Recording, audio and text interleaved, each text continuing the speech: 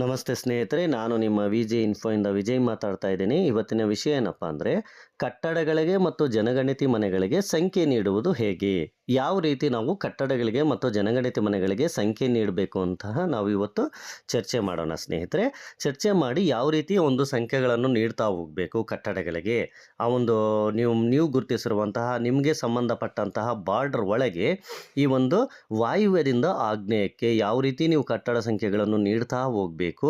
ಮತ್ತು ಈ ಒಂದು ಹೊಸ ಕಟ್ಟಡಗಳು, ಹಳೆ ಕಟ್ಟಡಗಳು, ಮಧ್ಯದಲ್ಲಿ ನಿರ್ಮಾಣವಾದಂತಹ ಕಟ್ಟಡಗಳು ಮತ್ತು ಪ್ರತಿಯೊಂದು ಬೀದಿಗಳನ್ನು ಯಾವ ರೀತಿ ನಾವು ಗುರುತು ಹಿಡಿಬೇಕು, ಆ ಬೀದಿಗಳಲ್ಲಿ ಕಟ್ಟಡ ಸಂಖ್ಯೆಗಳನ್ನು ಯಾವ ರೀತಿ ನೀಡಬೇಕು, ಮತ್ತು ಒಂದು ಬೀದಿ ಆದಮೇಲೆ ಇನ್ನೊಂದು ಬೀದಿಗೆ ಯಾವ ರೀತಿ ಹೋಗಬೇಕು, ಪ್ರತಿಯೊಂದು ಮಾಹಿತಿಯನ್ನು ನಾವು ವಿವರವಾಗಿ ನೋಡ್ತಾ ಹೋಗೋಣ ಸ್ನೇಹಿತರೆ. ಯಾವುದೇ ಕಾರಣಕ್ಕೂ ವಿಡಿಯೋನ ಸ್ಕಿಪ್ ಮಾಡಬೇಡಿ. ಸ್ಕಿಪ್ ಮಾಡದೆ ಪೂರ್ತಿ ಸಂಪೂರ್ಣ ಅರ್ಥ ಮಾಡ್ಕೊಳ್ಳೋಕೆ ಟ್ರೈ ಮಾಡಿ. ಖಂಡಿತ ನಿಮ್ಗೆ ಎಲ್ಲ ಪ್ರಶ್ನೆಗಳಿಗೂ ಉತ್ತರ ಸಿಗುತ್ತೆ. ಒಂದು ವೇಳೆ ನಿಮ್ಗೇನಾದರೂ ಈ ಒಂದು ವಿಡಿಯೋದಲ್ಲಿ ಕಟ್ಟಡ ಸಂಖ್ಯೆಗಳನ್ನು ನೀಡುವಾಗ ಏನಾದರೂ ನಿಮಗೆ ಡೌಟ್ಸ್ ಇದ್ದರೆ ಖಂಡಿತ ನೀವು ನನ್ನ ಒಂದು ಯೂಟ್ಯೂಬ್ ವಿಡಿಯೋದಲ್ಲೇ ಕಾಮೆಂಟ್ ಸೆಕ್ಷನಲ್ಲಿ ಈ ವಿಡಿಯೋಗೆ ಕಾಮೆಂಟ್ ಹಾಕಿ. ಖಂಡಿತ ನಾನು ಆನ್ಸರನ್ನು ಮಾಡ್ತೀನಿ ಸ್ನೇಹಿತರೆ. ಇದುವರೆಗೂ ನನ್ನ ಚಾನಲ್ ಯಾರಾದರೂ ಸಬ್ಸ್ಕ್ರೈಬ್ ಮಾಡ್ಕೊಂಡಿಲ್ಲ ಅಂದರೆ ಸಬ್ಸ್ಕ್ರೈಬ್ ಮಾಡ್ಕೊಳ್ಳಿ, ಲೈಕ್ ಮಾಡಿ ವಿಡಿಯೋವನ್ನು. ಖಂಡಿತ ನಾನು ಬನ್ನಿ ಸ್ನೇಹಿತರೆ, ಈಗ ಕಟ್ಟಡಗಳಿಗೆ ಮತ್ತು ಜನಗಣತಿ ಮನೆಗಳಿಗೆ ಸಂಖ್ಯೆ ನೀಡುವುದು ಹೇಗೆ ಎಂಬುದನ್ನು ನಾವು ತಿಳಿತಾ ಹೋಗೋಣ ಸ್ನೇಹಿತರೆ. ನೀವೇನು ಮಾಡಬೇಕಪ್ಪ ಅಂದರೆ, ಗಣಿತಜ್ಞರಾಗಿ ನೀವು ಮೊದಲು ಮಾಡಬೇಕಾದಂಥ ಮೊಟ್ಟ ಮೊದಲ ಕೆಲಸ ಏನಂದರೆ, ನಿಮ್ಮ ಕ್ಷೇತ್ರದಲ್ಲಿ ನಿಮ್ಮ ಮೊದಲ ಕರ್ತವ್ಯ ಏನಪ್ಪ ಅಂದರೆ ಮನೆಪಟ್ಟಿ ಬ್ಲಾಕ್ ಪ್ರದೇಶವನ್ನು ಗುರುತಿಸಿಕೊಳ್ಳುವುದು. ನೀವೇನು ಮಾಡಬೇಕಪ್ಪ ಅಂದರೆ, ನಿಮ್ಮ ಒಂದು ಮನೆಪಟ್ಟಿ ಬ್ಲಾಕ್ ಯಾವುದಂತ ನೀವು ಗುರುತಿಸಿಕೊಳ್ಳಬೇಕು. ನೋಡಿ ಸ್ನೇಹಿತರೆ, ಈ ರೀತಿ ನಿಮಗೆ ಒಂದು ಏರಿಯಾವನ್ನು ಅಲಾಟ್ ಮಾಡಿರ್ತಾರೆ. ಈ ಒಂದು ಅಲಾಟ್ ಮಾಡಿರುವಂಥ ಏರಿಯಾದಲ್ಲಿ ನಿಮ್ಮ ಬ್ಲಾಕ್ ಪ್ರದೇಶವನ್ನು ಈ ರೀತಿ ಗುರುತಿಸ್ಕೊಳ್ಬೇಕು. ನಿಮಗೆ ಅಲ್ಲಿ ನೋಡಿ ರೆಡ್ ಮಾರ್ಕಲ್ಲಿ ಕೊಟ್ಟಿದ್ದಾರೆ ಸ್ನೇಹಿತರೆ. ಈ ಒಂದು ರೆಡ್ ಮಾರ್ಕಲ್ಲಿ ಕೊಟ್ಟಾಗ ಆ ಒಂದು ಇದರಲ್ಲಿ ನಿಮ್ಮ ಒಂದು ಏರಿಯಾದಲ್ಲಿ ಯಾವುದೇ ಕಟ್ಟಡವನ್ನು ಬಿಟ್ಟು ಬಿಡಬಾರ್ದು.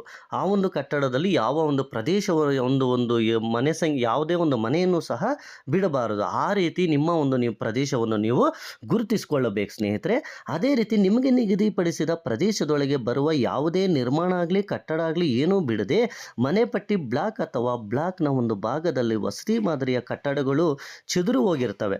ಕೆಲವು ಮನೆಗಳು ಅಲ್ಲಲ್ಲಿರ್ತವೆ, ಕೆಲವು ಮನೆಗಳು ತೋಟದ ಹತ್ರ ಇರ್ತವೆ, ಕೆಲವು ಮನೆಗಳು ಹೊಲದ ಹತ್ರ ಇರ್ತವೆ.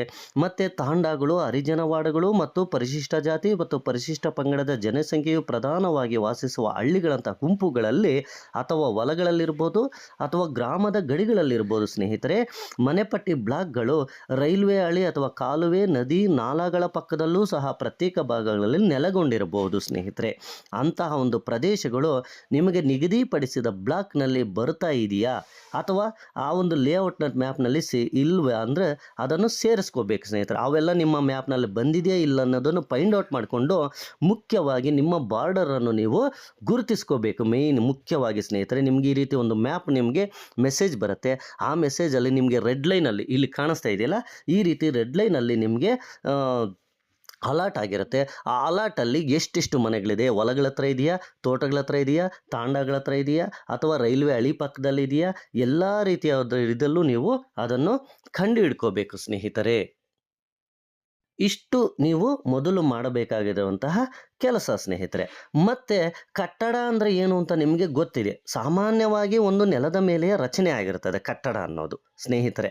ಇದು ಒಂದು ಮೇಲ್ಛಾವಣಿ ಇರಬೇಕು, 4 ಗೋಡೆಗಳಿರಬೇಕು ಅಥವಾ ಒಂದು ವೃತ್ತಾಕಾರದ ಕಟ್ಟಡನೂ ಇರಬಹುದು ಸ್ನೇಹಿತರೆ. ಇಲ್ಲಿ ನಾನು ಈಗ ತೋರಿಸ್ತೀನಿ ನೋಡಿ ಸ್ನೇಹಿತರೆ. ಈ ರೀತಿ ಕಟ್ಟಡವನ್ನು ಆಗಿರಬಹುದು.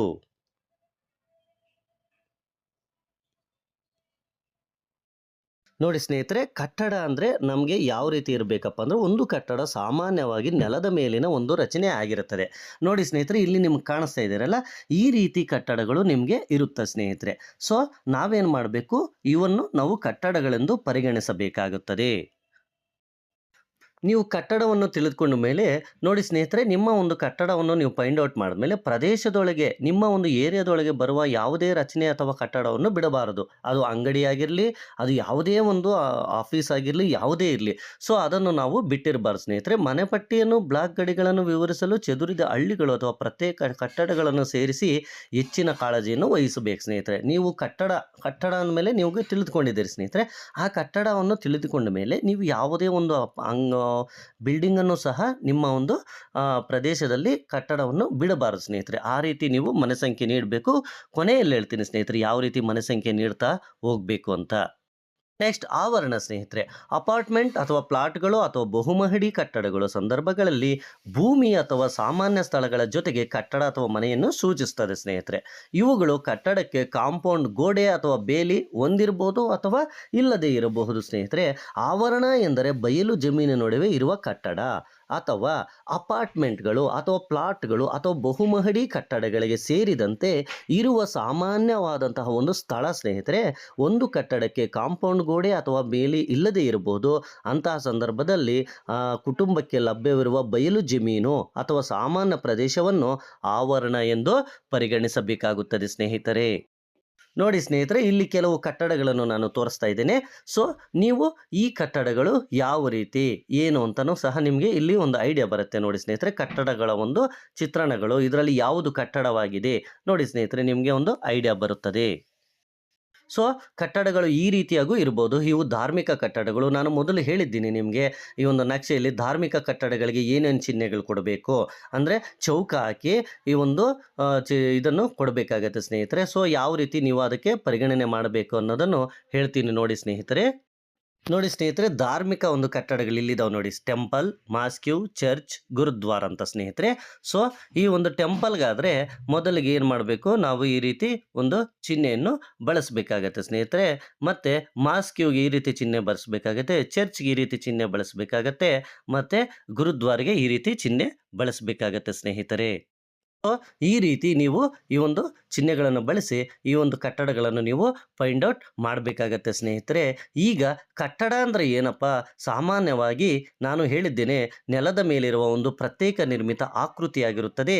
ಇವು ಇಂಪಾರ್ಟೆಂಟ್ ಸ್ನೇಹಿತರೆ. ಇವು ನೀವೆಲ್ಲ ಇಷ್ಟು ಸಿಂಪಲ್ ಮಾಹಿತಿ ಸ್ನೇಹಿತರೆ. ಈ ಒಂದು ಮಾಹಿತಿಗಳನ್ನು, ಕಟ್ಟಡಗಳನ್ನು ನೀವು ತಿಳ್ಕೊಂಡ್ಬಿಟ್ರೆ ನಿಮ್ಮ ಪ್ರದೇಶದಲ್ಲಿ ಬಂದಿರುವಂತಹ ಯಾವುದೇ ಕಟ್ಟಡವನ್ನು ನೀವು ಬಿಡಬಾರದು ಸ್ನೇಹಿತರೆ. ಎಲ್ಲದಕ್ಕೂ ನೀವು ಬಳಸಬೇಕಾಗತ್ತೆ. ಉದಾಹರಣೆಗೆ ಅಂಗಡಿಗಳಿರಲಿ, ವ್ಯಾಪಾರ ಮಳಿಗೆಗಳಿರಲಿ, ಗೃಹಗಳಿರಲಿ, ಕಚೇರಿಗಳಿರಲಿ, ಕಾರ್ಖಾನೆಗಳಿರಲಿ, ಕಾರ್ಯಾಗಾರಗಳಿರಲಿ, ವರ್ಕ್ ಶೆಡ್ಗಳಿರಲಿ, ಶಾಲೆಗಳಿರಲಿ, ಮನರಂಜನಾ ಸ್ಥಳಗಳಿರಲಿ, ಪೂಜಾ ಸ್ಥಳಗಳಿರಲಿ, ದಾಸ್ತಾನು ಮಳಿಗೆಗಳಿರಲಿ, ಭಂಡಾರಗಳಿರಲಿ ಮುಂತಾದ ಸ್ಥಳಗಳನ್ನು ಒಳಗೊಂಡಿರುತ್ತದೆ ಸ್ನೇಹಿತರೆ. ಈ ರೀತಿ ನೀವು ಕಟ್ಟಡವನ್ನು ಗುರುತಿಸ್ಕೋಬೇಕಾಗತ್ತೆ. ಮುಖ್ಯವಾಗಿ ಕಟ್ಟಡಗಳನ್ನು ಗುರುತಿಸಬೇಕಾಗುತ್ತದೆ. ನೋಡಿ ಸ್ನೇಹಿತರೆ, ಜನಗಣತಿ ಮನೆ ಅಂದರೆ ಈ ರೀತಿಯೂ ಸಹ ಇರುತ್ತದೆ. ಜನಗಣತಿ ಮನೆಯು ರಸ್ತೆ ಅಥವಾ ಸಾಮೂಹಿಕ ಅಂಗಳ ಅಥವಾ ಮೆಟ್ಟಿಲು ಮುಂತಾದ ಸ್ಥಳದಿಂದ ಪ್ರತ್ಯೇಕವಾದ ಮುಖ್ಯ ದ್ವಾರವನ್ನು ಸಹ ಹೊಂದಿರುವ ಅಥವಾ ಪ್ರತ್ಯೇಕವಾದ ಒಂದೊಂದು ಘಟಕದಂತೆ ಉಪಯೋಗಿಸಲ್ಪಡುತ್ತಿರುವ ಅಥವಾ ಪರಿಗಣಿಸಲ್ಪಟ್ಟಿರುವ ಒಂದು ಕಟ್ಟಡವಾಗಿರುತ್ತದೆ. ಕಟ್ಟಡದ ಒಂದು ಭಾಗವಾಗಿರುತ್ತದೆ ಸ್ನೇಹಿತರೆ. ಜನಗಣತಿ ಮನೆಯು ವಾಸದ ಉದ್ದೇಶಕ್ಕಾಗಿ ಇರಬಹುದು ಅಥವಾ ಖಾಲಿ ಇರಬಹುದು, ವಾಸೇತರ ಉದ್ದೇಶಕ್ಕಾಗಿ ಅಥವಾ ಎರಡೂ ಬಗೆಯ ಉದ್ದೇಶಗಳಿಗಾಗೂ ಸಹ ಬಳಸ್ತಾ ಇರ್ಬೋದು. ಈ ರೀತಿಯ ಮನೆಗಳನ್ನು ನಾವು ಜನಗಣತಿ ಮನೆ ಅಂತ ಪರಿಗಣಿಸಬೇಕಾಗತ್ತೆ. ಮತ್ತು ಯಾವನ್ನು ಸಹ ಜನಗಣತಿ ಮನೆ ಅಂತ ಪರಿಗಣಿಸಬೇಕು ಅಂತಲೂ ನಾನು ಸಹ ಹೇಳ್ತಾ ಹೋಗ್ತೀನಿ. ನೋಡಿ ಸ್ನೇಹಿತರೆ, ಕಟ್ಟಡ ಮತ್ತು ಜನಗಣತಿ ಮನೆಗಳನ್ನು ಗುರುತಿಸುವುದು ಹೇಗೆ ಅಂತ ಈ ರೀತಿ ನೋಡಿ. ಈ ರೀತಿ ಮನೆಗಳಿರ್ತವೆ. ಒಂದು ಕಟ್ಟಡ, ಒಂದು ಜನಗಣತಿ ಮನೆ. ಮತ್ತು ಶಂಕುವಿನಾಕಾರದ ಮನೆ, ಒಂದು ಕಟ್ಟಡ, ಒಂದು ಜನಗಣತಿ ಮನೆ ಸ್ನೇಹಿತರೆ. ಮತ್ತು ಗುರುತಿಸುವ ರೀತಿ ಯಾವ ರೀತಿ ಇದೆ ಅಂತಲೂ ನಾನು ಹೇಳ್ತಾ ಹೋಗ್ತೀನಿ ನೋಡಿ ಸ್ನೇಹಿತರೆ. ಇವು ನೋಡಿ ಸ್ನೇಹಿತರೆ ಜನಗಣತಿ ಮನೆಗಳು. ಈ ಯಾವ ರೀತಿ ಜನಗಣತಿ ಮನೆಗಳನ್ನು ನಾವು ಗುರುತಿಸಬೇಕು ಅನ್ನೋದು ನೋಡಿ ಸ್ನೇಹಿತರೆ. ಶಂಕುವಿನಾಕಾರದ ಮನೆ ಮತ್ತು ಒಂದು ಕಟ್ಟಡ, ಒಂದು ಜನಗಣತಿ ಮನೆ. ಅದೇ ರೀತಿ ಇಲ್ಲಿ ಕೆಳಗೆ ನೋಡಿ ಸ್ನೇಹಿತರೆ, ಜನಗಣತಿ ಮನೆಗಳು ಯಾವುದೇ ಕಾರಣಕ್ಕೂ 0001 ಈ ರೀತಿ ಡಿಜಿಟ್ ಕೊಡ್ತಾ ಇದ್ದಾರೆ ಸ್ನೇಹಿತರೆ. ನಾವು ಆ ರೀತಿ ಡಿಜಿಟ್ಗಳನ್ನೇ ಬಳಸೋಣ. ನೋಡಿ ಸ್ನೇಹಿತರೆ, ಇಲ್ಲಿ ಒಂದು ಮೇಲೆ ಶಂಕುವಿನಾಕಾರದ ಮನೆ ಕೆಳಗೆ ಮತ್ತೆ ಏನಿದೆ ಅಂದರೆ ನೋಡಿ ಸ್ನೇಹಿತರೆ, ಇಲ್ಲಿ 1 2 3 4 ಇದೆ, ಮತ್ತು 5/2 ಇದೆ, 6/3 ಇದೆ ಸ್ನೇಹಿತರೆ. 5ರಲ್ಲಿ 2 ಜನಗಣತಿ ಮನೆಗಳು, 6ರಲ್ಲಿ 3 ಕಟ್ಟಡಗಳಿದ್ದಾವೆ. ಸೊ 5ರಲ್ಲಿ 2 ಕಟ್ಟಡಗಳಿದ್ದಾವೆ, 6ರಲ್ಲಿ 3 ಕಟ್ಟಡಗಳಿದ್ದಾವೆ ಸ್ನೇಹಿತರೆ. ಏನಪ್ಪ ಅಂದರೆ 5 ಮತ್ತು 6 ಕಟ್ಟಡಗಳಲ್ಲಿ ತಲಾ 2 ಮತ್ತು 3 ಮನೆಗಳು ಇದಾವೆ ಸ್ನೇಹಿತರೆ. 5ನೇದರಲ್ಲಿ 2 ಮನೆಗಳಿದ್ದಾವೆ, 6ನೇದರಲ್ಲಿ 3 ಮನೆಗಳಿದ್ದಾವೆ ಸ್ನೇಹಿತರೆ. ಕೆಳಗೆ ಕೊಟ್ಟಿದ್ದಾರೆ ನೋಡಿ ಸ್ನೇಹಿತರೆ 5.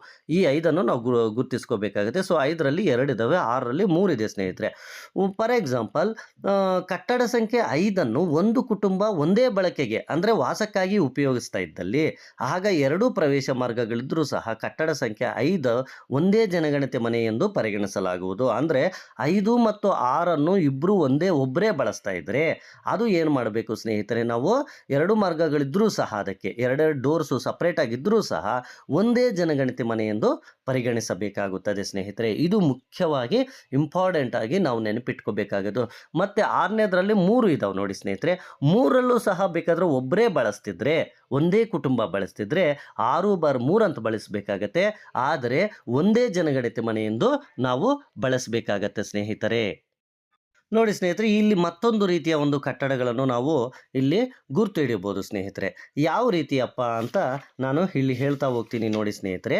ನೋಡಿ, ಮೊದಲಿಗೆ ಮೇಲೆ ಕಾಣಿಸ್ತಾ ಇದೆ ನೋಡಿ ಚಿತ್ರ 9ರಲ್ಲಿ ಸ್ನೇಹಿತರೆ. ಅಲ್ಲಿ ಏನಿದೆಯಪ್ಪ ಅಂದರೆ ಬಹುಮಹಡಿ ಅಪಾರ್ಟ್ಮೆಂಟ್ಗಳು. ಅಂದರೆ ಪ್ರತಿಯೊಂದು ಪ್ಲಾಟನ್ನು ಸ್ಥಳೀಯ ಪ್ರಾಧಿಕಾರವು ಪ್ರತ್ಯೇಕ ಕಟ್ಟಡವೆಂದು ಪರಿಗಣಿಸ್ತದೆ ಸ್ನೇಹಿತರೆ. 8 ಕಟ್ಟಡಗಳೊಂದಿಗೆ 8 ಜನಗಣತಿ ಮನೆಗಳಿದಾವೆ ನೋಡಿ ಸ್ನೇಹಿತರೆ. ಅವರು ಕೊಟ್ಟಿರುವಂತಹ ಒಂದು ಸಂಖ್ಯೆಗಳವು. ನಾವು ಆ ಸಂಖ್ಯೆಗಳನ್ನೇ ಬಳಸಬೇಕಾಗತ್ತೆ ಸ್ನೇಹಿತರೆ. ಅಂದರೆ ಕೆಲವು ಮಹಾನಗರಗಳಲ್ಲಿ ಸ್ಥಳೀಯ ಅಧಿಕಾರಿಗಳು ಅಥವಾ ಬಹುಮಹಡಿ ಅಪಾರ್ಟ್ಮೆಂಟ್ನಲ್ಲಿರುವ ಪ್ಲಾಟ್ಗಳನ್ನು ಪ್ರತ್ಯೇಕ ಕಟ್ಟಡಗಳೆಂದು ಪರಿಗಣಿಸಿ ಅವುಗಳಿಗೆ ಸಂಖ್ಯೆ ನೀಡಿರ್ತಾರೆ ಸ್ನೇಹಿತರೆ. ನೀವು ಅಂತಹ ಪ್ಲಾಟನ್ನು ಪ್ರತ್ಯೇಕ ಕಟ್ಟಡವೆಂದು ಪರಿಗಣಿಸಬಹುದು. ಏಕೆಂದರೆ ಇದು ಅವುಗಳನ್ನು ಮರುಸಂಖ್ಯೆ ಮಾಡುವುದನ್ನು ತಪ್ಪಿಸ್ತದೆ ಸ್ನೇಹಿತರೆ. ಆ ಉದ್ದೇಶಕ್ಕೆ ನಾವೇನು ಮಾಡಬೇಕು, ಇಲ್ಲಿ ಚಿತ್ರ 9ರಲ್ಲಿ ನಾವು ಆ ಸಂಖ್ಯೆಗಳನ್ನೇ ಬಳಸ್ಕೋಬೇಕಾಗತ್ತೆ ಸ್ನೇಹಿತರೆ. ಮತ್ತು ಚಿತ್ರ 10ರಲ್ಲಿ ನೋಡಿ ಸ್ನೇಹಿತರೆ, ಒಂದು ಆವರಣದಲ್ಲಿ 3 ಕಟ್ಟಡಗಳಿದಾವೆ ಸ್ನೇಹಿತರೆ. ಪ್ರತಿಯೊಂದರಲ್ಲೂ 3 ಜನಗಣತಿ ಮನೆಗಳಿದ್ದಾವೆ ನೋಡಿ ಸ್ನೇಹಿತರೆ. ಕೆಳಗೆ ಒಂದು ಮತ್ತೆ ಇದರಲ್ಲಿ 1/3 ಅಂತ ಕೊಟ್ಟಿದ್ದಾರೆ, 2 3 3 ಅಂತ ಕೊಟ್ಟಿದ್ದಾರೆ ನೋಡಿ ಸ್ನೇಹಿತರೆ. ಒಂದರಲ್ಲಿ 3 ಜನಗಣತಿ ಮನೆಗಳಿದ್ದಾವೆ, 2ರಲ್ಲಿ 3 ಜನಗಣತಿ ಮನೆಗಳಿದ್ದಾವೆ, 3ರಲ್ಲಿ 3 ಜನಗಣತಿ ಮನೆಗಳಿದ್ದಾವೆ ಸ್ನೇಹಿತರೆ. ಈ ರೀತಿ ಸಪ್ರೇಟಾಗಿ ವಾಸ ಮಾಡ್ತಿದ್ರೆ, ಫಾರ್ ಎಕ್ಸಾಂಪಲ್ ಒಂದು ವೇಳೆ ಒಬ್ಬರೇ ವ್ಯಕ್ತಿ ಇದ್ದರೆ ಅದನ್ನು ಒಂದು ಜನಗಣತಿ ಮನೆ ಅಂತಲೂ ನಾವು ಪರಿಗಣನೆ ಮಾಡಬೇಕಾಗುತ್ತದೆ ಸ್ನೇಹಿತರೆ. ಮತ್ತು ಯಾವ ರೀತಿ ನಾವು ಆ ಒಂದು ಜನಗಣತಿ ಮನೆಯನ್ನು ನಿರ್ದಿಷ್ಟವಾಗಿ ಗುರುತಿಸಬೇಕಂತನೂ ನಾನು ಹೇಳ್ತೀನಿ. ಮತ್ತು ಯಾವುದು ಅಡುಗೆ ಮಾಡೋದ್ರ ಮೇಲೆ ಮತ್ತು ಪತ್ನಿಯ ವಿಚಾರಕ್ಕೆ ಸಂಬಂಧಪಟ್ಟಂತೆ ನಾವು ನಿರ್ಧಾರ ಮಾಡಬೇಕಾಗುತ್ತದೆ ಸ್ನೇಹಿತರೆ. ನೋಡಿ, ಈ ಒಂದು ಹಲವು ಕಟ್ಟಡಗಳು ವಾಸ್ತವಿಕವಾಗಿ ಬೇರೆ ಬೇರೆ ವ್ಯಕ್ತಿಗಳ ವಶದಲ್ಲಿರುವ ಅಥವಾ ಸರ್ಕಾರದ ಸ್ವಾಮ್ಯದಲ್ಲಿರುವ ಕಂಪನಿಯ ಅಥವಾ ಸರ್ಕಾರದ ಒಡೆತನದಲ್ಲಿದ್ದರೂ ಸಹ ಪ್ರತ್ಯೇಕ ಕಟ್ಟಡಗಳು ನಿಮ್ಮ ಗಮನಕ್ಕೆ ಬಂದಿರಬಹುದು ಸ್ನೇಹಿತರೆ. ಪ್ರತಿಯೊಂದು ಕಟ್ಟಡವನ್ನು ಪ್ರತ್ಯೇಕ ಕಟ್ಟಡ ಅಂತಲೇ ತಿಳಿಬೇಕಾಗುತ್ತದೆ. ನೆಕ್ಸ್ಟ್ ಚಿತ್ರ 11ರಲ್ಲಿ ನೋಡಿ ಸ್ನೇಹಿತರೆ, ಇಲ್ಲಿ ತುಂಬ ಸೂಕ್ಷ್ಮವಾಗಿ ನೀವು ಅಬ್ಸರ್ವ್ ಮಾಡಿ. 5 ಕೊಠಡಿಗಳಿರುವ ಒಂದು ಕೊಠಡಿ ಸ್ನೇಹಿತರೆ.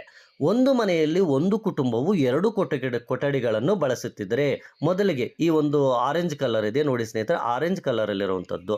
ಒಂದು ಮನೆಯನ್ನು ಒಂದು ಕುಟುಂಬವು 2 ಕೊಠಡಿಗಳನ್ನು ಬಳಸುತ್ತಿದ್ದು ಮತ್ತು 3 ಕೊಠಡಿಗಳನ್ನು ಇನ್ನೊಂದು ಕುಟುಂಬವು ಬಳಸುತ್ತಿದ್ದರೆ ಅದನ್ನು 2 ಜನಗಣತಿ ಮನೆಗಳೆಂದು ಪರಿಗಣಿಸಬೇಕಾಗುತ್ತದೆ ಸ್ನೇಹಿತರೆ.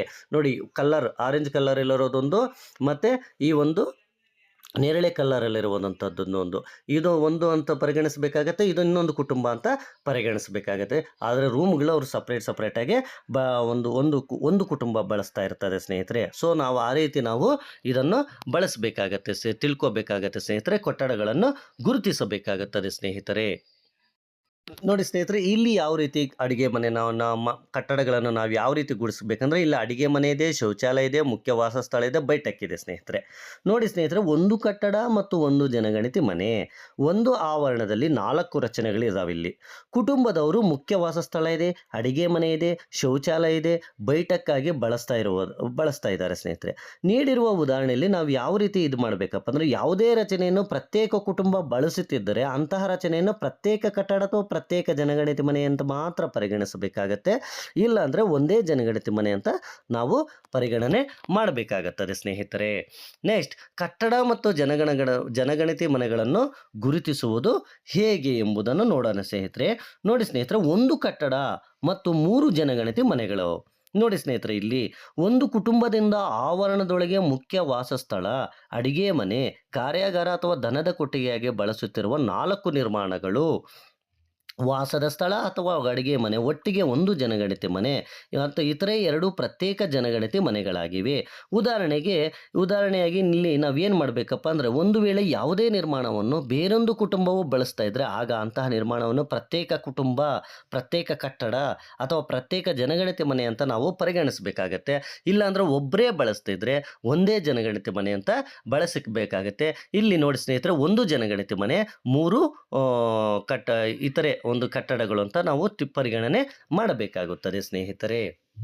ಅದೇ ರೀತಿ ಕಟ್ಟಡ ಮತ್ತು ಜನಗಣತಿ ಮನೆಗಳನ್ನು ಗುರುತಿಸುವಲ್ಲಿ ಇಲ್ಲಿ ಒಂಥರ ಕೊಟ್ಟಿದ್ದಾರೆ ನೋಡಿ ಸ್ನೇಹಿತರೆ. ಇಲ್ಲಿ ಯಾವ ರೀತಿ ಕೊಟ್ಟಿದ್ದಾರೆ ಅಂದರೆ, ಚಿತ್ರ 16ರಲ್ಲಿ ಈ ಒಂದು ಆವರಣದೊಳಗೆ ಆವೃತವಾಗಿರುವ ವಾಸಸ್ಥಳ, ಗ್ಯಾರೇಜು ಮತ್ತು ನೌಕರನ ವಸತಿ ಸ್ನೇಹಿತರೆ. ಇಲ್ಲಿ ಇರೋದು ಸಿಚುವೇಶನ್ನು, ಒಂದು ಕಟ್ಟಡ ಅಥವಾ 3 ಜನಗಣತಿ ಮನೆಗಳು. ಒಂದು ಕಟ್ಟಡ, 3 ಜನಗಣತಿ ಮನೆಗಳು. ಈ ಉದಾಹರಣೆಯಲ್ಲಿ ನೌಕರನು ತನ್ನ ಮಾಲೀಕರ ಮನೆಯಲ್ಲಿ ಆಹಾರವನ್ನು ಸೇವಿಸುತ್ತಿಲ್ಲ, ಆದುದರಿಂದ ಪ್ರತ್ಯೇಕ ಕುಟುಂಬವೆಂದು ಪರಿಗಣಿಸಲಾಗಿದೆ. ಅದರಂತೆ ಪ್ರತ್ಯೇಕ ಜನಗಣತಿ ಮನೆ ಸಂಖ್ಯೆಯನ್ನು ನೀಡಲಾಗಿದೆ. ಮತ್ತೆ ಇನ್ನೂ ಒಂಥರ ಇದನ್ನು ನಾವು ಮಾಡ್ಬೋದು ಸ್ನೇಹಿತರೆ. ಒಂದು ವೇಳೆ ನೌಕರನು ತನ್ನ ಯಜಮಾನನ ಮನೆಯಲ್ಲಿ ಆಹಾರ ಸೇವಿಸುತ್ತಿದ್ದಲ್ಲಿ ಮತ್ತು ಕುಟುಂಬದ ಸದಸ್ಯನೆಂದು ಎಣಿಕೆಗೆ ಒಳಪಡಿಸಿದ್ದಲ್ಲಿ ವಾಸಸ್ಥಳ ಮತ್ತು ನೌಕರರ ವಸತಿಗಳು ಒಟ್ಟುಗೂಡಿ ಒಂದು ಜನಗಣತಿ ಮನೆ ಆಗುತ್ತದೆ ಸ್ನೇಹಿತರೆ. ಈ ರೀತಿ ನಾವು ಕಟ್ಟಡಗಳನ್ನು ನಾವು ಎಲ್ಲ ರೀತಿಯಲ್ಲೂ ಗುರುತಿಸ್ಕೋಬೇಕಾಗತ್ತೆ ಸ್ನೇಹಿತರೆ. ಈ ರೀತಿ ನಾನು ಇದುವರೆಗೂ ಕಟ್ಟಡಗಳನ್ನು ಯಾವ ರೀತಿ ಗುರುತಿಸ್ಕೋಬೇಕಂತ ನಾವು ಸಹ ಹೇಳಿದ್ದೀನಿ. ನೆಕ್ಸ್ಟ್, ಕುಟುಂಬ ಅಂದರೆ ಏನಪ್ಪ? ಕುಟುಂಬ ಅಂದರೆ ಏನೂ ಇಲ್ಲ ಸ್ನೇಹಿತರೆ. ನೋಡಿ ಸ್ನೇಹಿತರೆ, ಕುಟುಂಬ ಅಂದರೆ ಮುಖ್ಯವಾಗಿ ಆ ಒಂದು ಮನೆಯಲ್ಲಿ ಎಲ್ಲರೂ ಸೇರಿ ಅಡುಗೆ ಮಾಡಿಕೊಳ್ಳುತ್ತಿದ್ದರೆ ಅದನ್ನು ನಾವು ಎಲ್ಲರೂ ಸಾಮಾನ್ಯವಾಗಿ, ನಮ್ಮ ಒಂದು ಸಾಮಾನ್ಯ ಭಾಷೆಯಲ್ಲಿ ಹೇಳ್ತೇನೆ, ಅಡುಗೆ ಮಾಡಿಕೊಳ್ಳುತ್ತಿದ್ದರೆ ಸಾಮಾನ್ಯವಾಗಿ ಒಟ್ಟಿಗೆ ವಾಸವಾಗಿದ್ದು ಅನಿವಾರ್ಯತೆವಾಗಿ ಎಲ್ಲರ ಸಂದರ್ಭಗಳಲ್ಲೂ ಒಂದೇ ಮನೆಯಲ್ಲಿ ಅಡುಗೆ ತಯಾರಾದ ಅದೇ ಮನೆಯಲ್ಲಿ ಒಂದೇ ಅಡುಗೆ ಮನೆಯಲ್ಲಿ ತಯಾರಾದ ಆಹಾರವನ್ನು ಸೇವಿಸಿರುವ ಒಂದು ಗುಂಪನ್ನು ನಾವು ಕುಟುಂಬ ಅಂತ ಕರೆಯುತ್ತೇವೆ ಸ್ನೇಹಿತರೆ. ಅದರಲ್ಲಿ ಒಬ್ಬರು ಸದಸ್ಯರಿರ್ಬೋದು, ಹೆಚ್ಚು ಸದಸ್ಯರಿರ್ಬೋದು, ಮತ್ತು ಎಲ್ಲರೂ ವಾಸ ಮಾಡ್ತಾ ಇರ್ಬೋದು ಸ್ನೇಹಿತರೆ. ಒಂದು ವೇಳೆ ಸಾಮಾನ್ಯ ಅಡುಗೆ ಮನೆಯಿಂದ ಊಟ ಮಾಡದೆ ಒಟ್ಟಿಗೆ ವಾಸಿಸುವ ಸಂಬಂಧವಿಲ್ಲದ ಪ್ರತಿಯೊಬ್ಬ ವ್ಯಕ್ತಿಯೂ ಸಹ ಪ್ರತ್ಯೇಕ ಕುಟುಂಬವಾಗಿರ್ಬೋದು. ಇದಕ್ಕೆ ನಾವು ಕುಟುಂಬ ಅಂತ ಕರೆಯುತ್ತೇವೆ ಸ್ನೇಹಿತರೆ. ಕುಟುಂಬದಲ್ಲಿ 3 ವಿಧಗಳಿವೆ: ಸಾಮಾನ್ಯ ರೂಪದ ಕುಟುಂಬ, ಸಂಸ್ಥಾ ರೂಪದ ಕುಟುಂಬ ಮತ್ತು ಒಂದು ವಸತಿ ರಹಿತ ಕುಟುಂಬ ಸ್ನೇಹಿತರೆ. ಈ ಸಾಮಾನ್ಯ ಕುಟುಂಬ ಅಂದರೆ ಸಾಮಾನ್ಯವಾಗಿ ಎಲ್ಲರೂ ಒಂದೇ ಅಡುಗೆ ಮನೆಯಲ್ಲಿ ತಯಾರಾದ ಆಹಾರವನ್ನು ತಿಂತಾ ಇರ್ತಾರೆ ಸ್ನೇಹಿತರೆ. ಇದು ಸಾಮಾನ್ಯವಾದ ಕುಟುಂಬ ಸ್ನೇಹಿತರೆ. ಈ ಒಂದು ಕುಟುಂಬದ ಬಗ್ಗೆ ಹೆಚ್ಚು ವಿವರಣೆ ನಿಮಗೆ ಇನ್ನೂ ಕೈಪಿಡಿಯಲ್ಲಿ ಸಿಗುತ್ತೆ, ಅದನ್ನು ನೀವು ತಿಳಿದುಕೊಳ್ಳಿ ಸ್ನೇಹಿತರೆ. ಅದೇ ರೀತಿ ಕೆಲವೊಂದು ಸಂದರ್ಭಗಳಲ್ಲಿ ಹೆಂಗಪ್ಪ ಅಂದರೆ, ಇದು ಮಿಶ್ರ ವ್ಯಕ್ತಿಗಳು, ಪರಸ್ಪರ ಸಂಬಂಧವಿರುವ ವ್ಯಕ್ತಿಗಳಿರ್ಬೋದು ಅಥವಾ ಮಿಶ್ರ ವ್ಯಕ್ತಿಗಳು ಇರ್ಬೋದು ಸ್ನೇಹಿತರೆ. ಅದು ಸಂಸ್ಥಾ ರೂಪದ ಕುಟುಂಬದಲ್ಲಿ ಪರಸ್ಪರ ವಿರದ ವ್ಯಕ್ತಿಗಳಿರ್ತಾರೆ. ಆದರೆ ಸಾಮಾನ್ಯ ಕುಟುಂಬಗಳಲ್ಲಿ ಸಂಬಂಧವಿರುವಂತಹ ಕುಟುಂಬಗಳು ಇರ್ತಾರೆ ಸ್ನೇಹಿತರೆ. ಅದೇ ರೀತಿ ಕೆಲವೊಂದು ಸಂದರ್ಭಗಳಲ್ಲಿ ಯಾವ ರೀತಿ ಇರುತ್ತೆ ಅಂದರೆ, ಒಂದು ಜನಗಣತಿ ಮನೆಯಲ್ಲಿ ಒಬ್ಬ ವ್ಯಕ್ತಿಯು ಏಕಾಂಗಿಯಾಗಿ ವಾಸಿಸುತ್ತಿದ್ದು ಅಡುಗೆ ಮಾಡಿಕೊಳ್ಳುತ್ತಿರಲಿ ಅಥವಾ ಮಾಡಿಕೊಳ್ಳುತ್ತಿದ್ದಿರಲಿ ಒಂದು ಕುಟುಂಬವೆಂದು ಅಡುಗೆ ಪರಿಗಣಿಸಬೇಕಾಗುತ್ತದೆ. ಅದೇ ರೀತಿ ಒಂದು ದಂಪತಿಗಳು ಅಥವಾ ಪರಸ್ಪರ ಸಂಬಂಧವಿರುವ ವ್ಯಕ್ತಿಗಳ ಗುಂಪೊಂದು ಸಾಮಾನ್ಯವಾಗಿ ಒಂದು ಜನಗಣತಿ ಮನೆಯಲ್ಲಿ ವಾಸಿಸುತ್ತಿದ್ದರೆ ಕಾರಣಾಂತರಗಳಿಂದ ತಮ್ಮ ಆಹಾರವನ್ನು ಹೊರಗಿನಿಂದ ತಂದಿದ್ದರೂ ಸಹ ಅಂಧ ಕುಟುಂಬವನ್ನು ಸಹ ಸಾಮಾನ್ಯ ಕುಟುಂಬ ಅಂತಲೇ ನಾವು ಪರಿಗಣಿಸಬೇಕಾಗುತ್ತದೆ ಸ್ನೇಹಿತರೆ.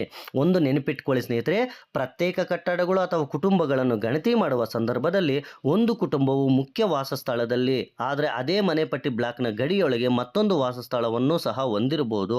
ಅಂಥ ಸಂದರ್ಭಗಳಲ್ಲಿ ಆ ಕುಟುಂಬವನ್ನು ವರ್ಷದ ಹೆಚ್ಚಿನ ಅವಧಿಯಲ್ಲಿ ಸಾಮಾನ್ಯವಾಗಿ ವಾಸಿಸುವ ಒಂದೇ ಸ್ಥಳದಲ್ಲಿ ಗಣತಿ ಮಾಡಬೇಕಾಗುತ್ತದೆ ಸ್ನೇಹಿತರೆ. ಇದು ಸಾಮಾನ್ಯ ಕುಟುಂಬ ಸ್ನೇಹಿತರೆ. ನೆಕ್ಸ್ಟ್, ಸಂಸ್ಥಾ ರೂಪದ ಕುಟುಂಬ. ಈ ಸಂಸ್ಥಾ ರೂಪದ ಕುಟುಂಬ ಹೆಂಗಿರುತ್ತೆ ಅಂದರೆ, ಪರಸ್ಪರ ಸಂಬಂಧವಿಲ್ಲದ ವ್ಯಕ್ತಿಗಳ ಒಂದು ಸಮೂಹವು ಒಂದು ಸಂಸ್ಥೆಯಲ್ಲಿ ವಾಸ ಮಾಡುತ್ತಿದ್ದು ಅವರು ತಮಗೆಲ್ಲರಿಗೂ ಸೇರಿದ ಒಂದೇ ಅಡುಗೆ ಮನೆಯಲ್ಲಿ ತಯಾರಾದ ಊಟವನ್ನು ಮಾಡುತ್ತಿದ್ದಲ್ಲಿ ಅಂತಹ ಕುಟುಂಬವನ್ನು ಸಂಸ್ಥಾ ರೂಪದ ಕುಟುಂಬ ಎಂದು ಪರಿಗಣಿಸಬೇಕಾಗತ್ತೆ ಸ್ನೇಹಿತರೆ. ಅವು ಯಾವ್ಯಾವಪ್ಪ ಅಂದರೆ, ವಸತಿ ಗೃಹಗಳು, ಮೆಸ್ಗಳು, ಹಾಸ್ಟೆಲ್ಗಳು, ಹೋಟೆಲ್ಗಳು, ಅಭಯಾಶ್ರಮಗಳು, ನಿರೀಕ್ಷಣಾ ಗೃಹಗಳು ಮತ್ತು ಭಿಕ್ಷುಕರ ಪರಿವರ್ತನಾಲಯಗಳು, ಬಂದೀಖಾನೆಗಳು, ಆಶ್ರಮಗಳು, ವೃದ್ಧಾಶ್ರಮಗಳು, ಮಕ್ಕಳ ಅಭಯಾಶ್ರಮಗಳು, ಅನಾಥಾಲಯಗಳು. ಹಣ ಪಾವತಿಸಿ ಇರುವ ಅತಿಥಿ ಗೃಹವು, ಫಾರ್ ಎಕ್ಸಾಂಪಲ್ PGಗಳು ಸ್ನೇಹಿತರೆ, ಸಂಸ್ಥಾರೂಪ ಕುಟುಂಬವಾಗಿರುತ್ತದೆ.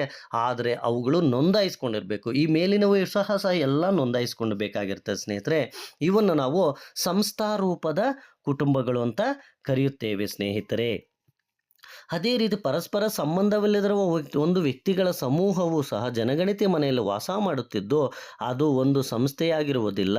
ಅವರೆಲ್ಲರೂ ಒಂದೇ ಅಡಿಗೆ ಮನೆಯಲ್ಲಿ ತಯಾರಾದ ಆಹಾರವನ್ನು ಸೇವಿಸುತ್ತಿದ್ದಾಗಿಯೂ ಆ ಕುಟುಂಬವನ್ನು ಸಂಸ್ಥಾರೂಪ ಕುಟುಂಬವೆಂದು ಪರಿಗಣಿಸಬಾರದು. ಅಂತಹ ಕುಟುಂಬಗಳನ್ನು ಇತರೆ ಸಾಮಾನ್ಯ ಕುಟುಂಬಗಳಂತೆ ಪಟ್ಟಿ ಮಾಡಬೇಕಾಗತ್ತೆ ಸ್ನೇಹಿತರೆ. ಇದೊಂದು ಸಹ ನೀವು ನೆನಪಿಟ್ಕೊಳ್ಳಿ ಸ್ನೇಹಿತರೆ. ನೆಕ್ಸ್ಟ್, ವಸತಿ ರಹಿತ ಕುಟ ಕುಟುಂಬಗಳ ಬಗ್ಗೆ ತಿಳಿದುಕೊಳ್ಳೋಣ ಸ್ನೇಹಿತರೆ. ನೋಡಿ ಸ್ನೇಹಿತರೆ, ಕಟ್ಟಡ ಅಥವಾ ಜನಗಣತಿ ಮನೆಗಳಲ್ಲಿ ವಾಸಿಸದೆ ಬಯಲು ಆಗಲಿ, ರಸ್ತೆಯ ಬದಿಗಳಲ್ಲಾಗಲಿ, ಪಾದಾಚಾರಿ ರಸ್ತೆಗಳಲ್ಲಾಗಲಿ ವ್ಯೂಮ್ ಪೈಪ್ ಅಂದರೆ ಇಲ್ಲಿ ಕಾಣಿಸ್ತಾ ಇದೆ ನೋಡಿ ಸ್ನೇಹಿತರೆ, ಅಂತಹ ಪೈಪ್ಗಳಾಗಲಿ ಮತ್ತು ಮೇಲು ಸೇತುವೆ ಅಥವಾ ಮೆಟ್ಟಿಲುಗಳ ಅಡಿಯಲ್ಲಿ ಅಥವಾ ಪೂಜಾ ಸ್ಥಾನಗಳ ಬಯಲು, ಮಂಟಪಗಳು, ರೈಲ್ವೆ ಪ್ಲಾಟ್ಫಾರ್ಮ್ಗಳು ಮುಂತಾದ ಸ್ಥಳಗಳಲ್ಲಿ ವಾಸಿಸುವ ಕುಟುಂಬಗಳನ್ನು ನಾವು ವಸತಿರಹಿತ ಕುಟುಂಬಗಳೆಂದು ಪರಿಗಣಿಸಲಾಗುತ್ತದೆ ಸ್ನೇಹಿತರೆ. ಆದರೆ ವಸತಿ ರಹಿತ ಕುಟುಂಬಗಳು ಮನೆಪಟ್ಟಿ ಕಾರ್ಯಾಚರಣೆಯಲ್ಲಿ ಯಾವುದೇ ಕಾರಣಕ್ಕೂ ಪರಿಗಣಿಸಬಾರದು. ವಸತಿ ರಹಿತ ಕುಟುಂಬಗಳನ್ನು ಎರಡನೇ ಹಂತದ ಅಂದರೆ ಜನಸಂಖ್ಯಾ ಗಣತಿಯ ಕಾರ್ಯಾಚರಣೆಯಲ್ಲಿ ಮಾತ್ರ ಪರಿಗಣಿಸಬೇಕಾಗುತ್ತದೆ. ಇದು ಮುಖ್ಯವಾಗಿ ನೀವು ನೆನಪಿಟ್ಕೊಳ್ಳಬೇಕಾದಂತಹ ವಿಚಾರ ಸ್ನೇಹಿತರೆ. ನೋಡಿ, ಮನೆಪಟ್ಟಿ ಅಂದರೆ ಗಣತಿತರಿಗೆ ನಿಯೋಜಿಸಲಾದ ಪ್ರದೇಶ. ಆವರಣ ಅಂದರೆ ಒಂದು ಕಟ್ಟಡ, ಅದಕ್ಕೆ ಹೊಂದಿಕೊಂಡಿರುವಂತಹ ಸ್ಥಳ. ಕಟ್ಟಡ 4 ಗೋಡೆಗಳು ಅಥವಾ ಚಾವಣಿಯೊಂದಿಗೆ ಸೇರಿದ ರಚನೆ ಸ್ನೇಹಿತರೆ. ನೆಕ್ಸ್ಟ್, ಕುಟುಂಬದ ಮುಖ್ಯಸ್ಥ ಯಾವ ರೀತಿ ಇರುತ್ತಪ್ಪ ಅಂದರೆ, ಕುಟುಂಬದಲ್ಲಿ ಮುಖ್ಯಸ್ಥ ಅಥವಾ ಮುಖ್ಯಸ್ಥೆ ಯಾರೆಂದರೆ ಕುಟುಂಬದವರಿಂದ ಮುಖ್ಯಸ್ಥ ಆ ಒಂದು ಮುಖ್ಯಸ್ಥೆ ಅಥವಾ ಮುಖ್ಯಸ್ಥ ಅಂತ ಪರಿಗಣಿಸಲ್ಪಟ್ಟಿರ್ತಾರೆ ಅವರು ಸ್ನೇಹಿತರೆ. ಆತನೋ ಅಥವಾ ಆಕೆಯು ಆ ಕುಟುಂಬದ ಪರಿಪಾಲನೆಯ ಜವಾಬ್ದಾರಿಯನ್ನು ನಿರ್ವಹಿಸುವ ಮತ್ತು ಕುಟುಂಬದ ಪರವಾಗಿ ನಿರ್ಣಯಗಳನ್ನು ತೆಗೆದುಕೊಳ್ಳುವ ವ್ಯಕ್ತಿಯೇ ಕುಟುಂಬದ ಮುಖ್ಯಸ್ಥನಾಗಿರುತ್ತಾರೆ. ಕುಟುಂಬದ ಮುಖ್ಯಸ್ಥ ಮುಖ್ಯ ಸಂಸ್ಥೆ ಹಿರಿಯರು ಅಥವಾ ಹೆಚ್ಚಿಗೆ ಸಂಪಾದಿಸುವವರು ಆಗಿರಬೇಕೆಂಬ ಅವಶ್ಯಕತೆ ಇಲ್ಲ. ಕುಟುಂಬದಲ್ಲಿ ಯಾರು ನಿರ್ಣಯಗಳನ್ನು ತೆಗೆದುಕೊಳ್ಳುತ್ತಾರೋ ಅದು ಪುಲ್ಲಿಂಗ ಆಗಿರ್ಬೋದು, ಸ್ತ್ರೀಲಿಂಗ ಆಗಿರ್ಬೋದು, ಅವರನ್ನು ನಾವು ಕುಟುಂಬದ ಮುಖ್ಯಸ್ಥರು ಅಂತ ಪರಿಗಣಿಸಬೇಕಾಗುತ್ತದೆ ಸ್ನೇಹಿತರೆ. ಅದೇ ರೀತಿ ಮನೆಪಟ್ಟಿ ಕಾರ್ಯಾಚರಣೆಯಲ್ಲಿ ಕೈಗೊಳ್ಳಬೇಕಾದ ವ್ಯಕ್ತಿಗಳು ಯಾರ್ಯಾರಿರ್ಬೋದು ಮತ್ತು ಸಾಮಾನ್ಯವಾಗಿ ವಾಸಿಸುತ್ತಿರುವ ಸಂಸ್ಥಾರೂಪದ ಕುಟುಂಬದಲ್ಲಿ ವಾಸಿಸುವ ವ್ಯಕ್ತಿಗಳನ್ನು ಗಣತಿ ಮಾಡಬೇಕು. ಮನೆಪಟ್ಟಿ ಮಾಡುವ ಸಮಯದಲ್ಲಿ ಕೆಲವರು ಗೈರು ಹಾಜರಾಗಿದ್ದರೂ ಸಹ ಸಾಮಾನ್ಯ ನಿವಾಸಿಗಳನ್ನು ಗಣತಿ ಮಾಡಬೇಕು. ಆಕಸ್ಮಿಕ ಅತಿಥಿ ಅಥವಾ ಸಂದರ್ಶಕರನ್ನು ಗಣತಿಯಲ್ಲಿ ಹೊರತುಪಡಿಸಿ ಅವರು ವಾಸಿಸುವ ವಾಸಸ್ಥಳಗಳಲ್ಲಿ ಗಣತಿಗೆ ಪರಿಗಣಿಸಲಾಗುವುದು. ರಾಜತಾಂತ್ರಿಕ ಸ್ಥಾನಮಾನ ಹೊಂದಿರುವ ವಿದೇಶಿಯರು ಮತ್ತು ಅವರ ಕುಟುಂಬ ಸದಸ್ಯರನ್ನು ಗಣತಿಗೆ ಪರಿಗಣಿಸಲಾಗುವುದಿಲ್ಲ. ಮನೆಪಟ್ಟಿಯಲ್ಲಿ ರಕ್ಷಣಾ ಪಡೆ ಅಥವಾ ರಕ್ಷಣಾ ಪಡೆ ಅಡಿಯಲ್ಲಿ ನಿಷೇಧಿತ ಪ್ರದೇಶಗಳು ಒಳಗೊಳ್ಳುವುದಿಲ್ಲ. ಈ ರೀತಿ ನಾವು ಮನೆಪಟ್ಟಿ ಕಾರ್ಯಾಚರಣೆಯಲ್ಲಿ ಯಾವ ವ್ಯಕ್ತಿಗಳನ್ನು ಒಳಗೊಳ್ಳಬೇಕು ಅಥವಾ ಪ್ರದೇಶಗಳನ್ನು ಒಳಗೊಳಿಸಬೇಕು ಸ್ನೇಹಿತರೆ. ಕಟ್ಟಡ ಸಂಖ್ಯೆಗಾಗಿ ಏನೇನು ಮಾರ್ಗಸೂಚಿಗಳಿದಾವೆ ಅಂತ ನಾನು ಸಹ ನಿಮಗೆ ಹೇಳ್ತಾ ಹೋಗ್ತೀನಿ ಸ್ನೇಹಿತರೆ. ಮನೆ ಸಂಖ್ಯೆ ನೀಡುವುದು ಅಂದರೆ ಮನೆಪಟ್ಟಿ ಬ್ಲಾಕ್ನಲ್ಲಿರುವ ಪ್ರತಿಯೊಂದು ಕಟ್ಟಡ ಜನಗಣತಿ ಮನೆ ವ್ಯವಸ್ಥಿತವಾಗಿ ನಿಗದಿಪಡಿಸಿದ ಸಂಖ್ಯೆಯನ್ನು ಹೊಂದಿದೆ ಎಂದು ಖಚಿತಪಡಿಸ್ಕೋಬೇಕು. ಮನೆಪಟ್ಟಿಯನ್ನು ನೀಡುವಾಗ ವಾಯುವ್ಯದಿಂದ ಆಗ್ನೇಯಕ್ಕೆ ನಾವು ನೀಡಬೇಕಾಗುತ್ತದೆ. ಯಾವ ರೀತಿ ವಾಯುವ್ಯದಿಂದ ಆಗ್ನೇಯಕ್ಕೆ ನೀಡಬೇಕಂತ ಸ್ನೇಹಿತರೆ, ಈ ರೀತಿ ನಾವು ವಾಯುವ್ಯದಿಂದ ಆಗ್ನೇಯಕ್ಕೆ ಇಲ್ಲಿ ಚಿತ್ರ ಸಮೇತ ತೋರಿಸಿದ ನೋಡಿ ಸ್ನೇಹಿತರೆ ಮ್ಯಾಪು. ಈ ರೀತಿ ನಾವು ಪರಿಗಣನೆ ಮಾಡಬೇಕಾಗತ್ತೆ ಮನೆಪಟ್ಟಿಯನ್ನು ನಾವು ಮನೆ ಸಂಖ್ಯೆಯನ್ನು ನೀಡುವಾಗ. ಸೊ ಈ ರೀತಿ ನಾವೇನು ಮಾಡಬೇಕು, ಮನೆಪಟ್ಟಿಯನ್ನು ನೀಡಬೇಕಾಗುತ್ತದೆ ಸ್ನೇಹಿತರೆ.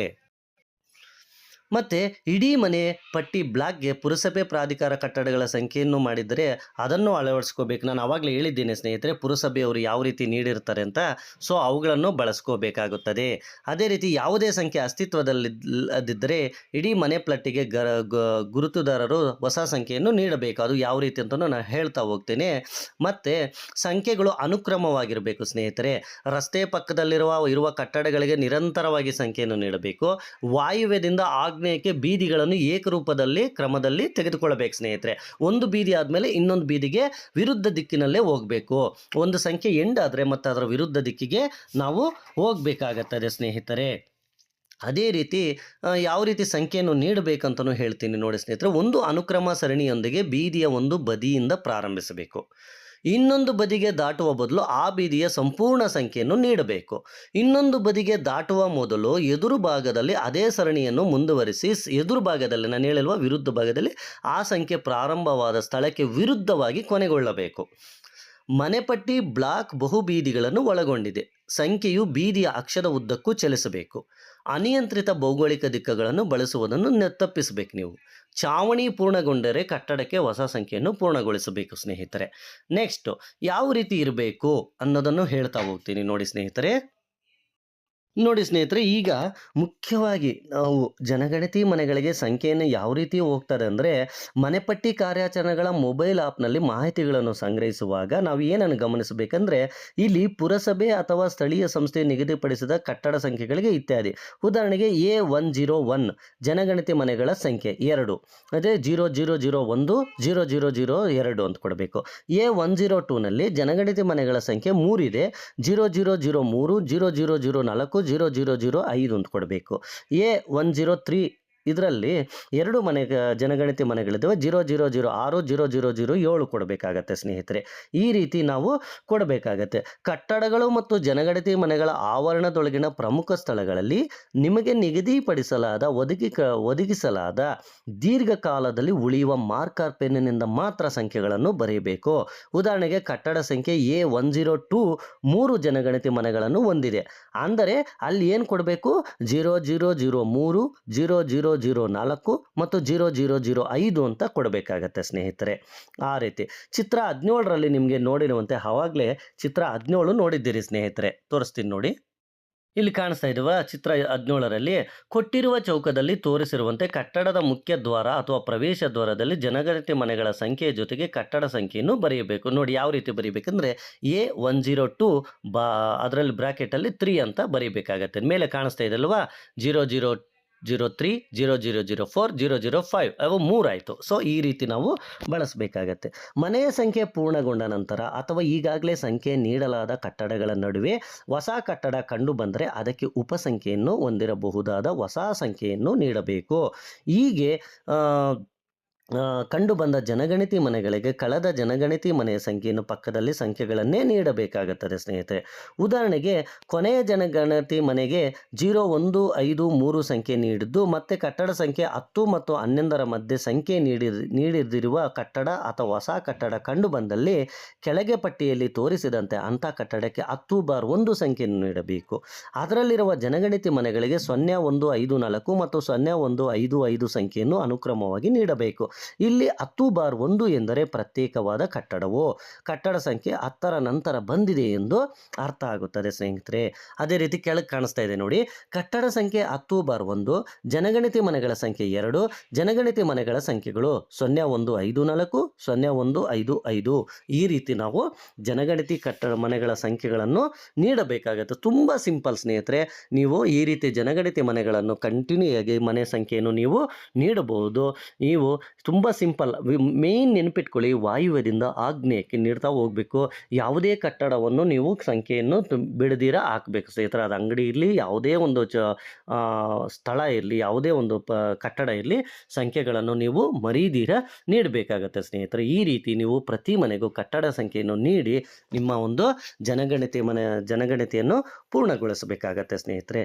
ಏನಾದರೂ ನಿಮಗೆ ಡೌಟ್ಸ್ ಇದ್ದರೆ, ಈ ಒಂದು ಸಂಖ್ಯೆಗಳನ್ನು ನೀಡುವಾಗ ಏನಾದರೂ ಡೌಟ್ಸ್ ಇದ್ದರೆ ಆ ಒಂದು ನನಗೆ ನೀವು ಕಾಮೆಂಟ್ ಸೆಕ್ಷನಲ್ಲಿ ಖಂಡಿತ ಹಾಕಿ ಸ್ನೇಹಿತರೆ. ಖಂಡಿತ ಉತ್ತರ ಕೊಡ್ತೀನಿ. ಪ್ರತಿಯೊಬ್ಬರಿಗೂ ನಾನು ಕಾಮೆಂಟ್ ಸೆಕ್ಷನಲ್ಲಿ ಯಾರ್ಯಾರು ಪ್ರಶ್ನೆ ಕೇಳ್ತಾ ಇದ್ರು ಎಲ್ಲರಿಗೂ ಉತ್ತರ ಕೊಡ್ತಾ ಇದ್ದೀನಿ ಸ್ನೇಹಿತರೆ. ಈ ವಿಡಿಯೋ ಇಷ್ಟ ಆದರೆ ಲೈಕ್ ಮಾಡಿ, ಶೇರ್ ಮಾಡಿ, ಕಾಮೆಂಟ್ ಮಾಡಿ ಹಾಗೂ ಸಬ್ಸ್ಕ್ರೈಬ್ ಮಾಡ್ಕೊಳ್ಳಿ ಸ್ನೇಹಿತರೆ. ಥ್ಯಾಂಕ್ ಯು ಸ್ನೇಹಿತರೆ.